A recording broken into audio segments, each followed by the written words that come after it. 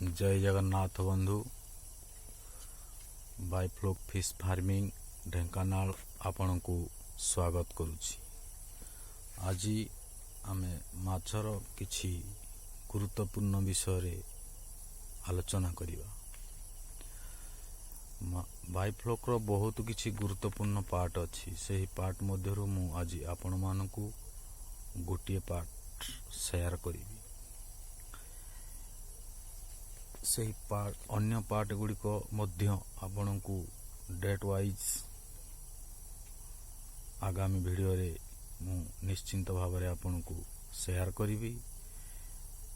तो जदि से वीडियो गुड़िक आपण जानिया पई चाहुचंती मो चैनल को निश्चिंत भाव रे सरप्राइज करंतु, कारण चैनल को सरप्राइज न कले आपण एही महत्वपूर्ण टिप्स विषय रे जानि परिबे नाही।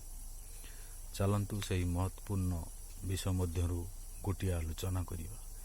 सही महत्वपूर्ण विषयटी होछि कोन ना माछ को रोग हेले आमे जानिबा केमिति।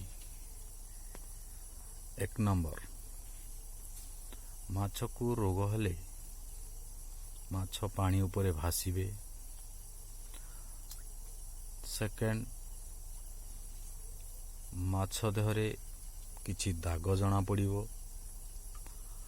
एवं घा मध्य किछि माछरे हेइ जिवो। एहा हेले आपण जानिबे निश्चिंत भाव रे माछ को फंगल लागिछि।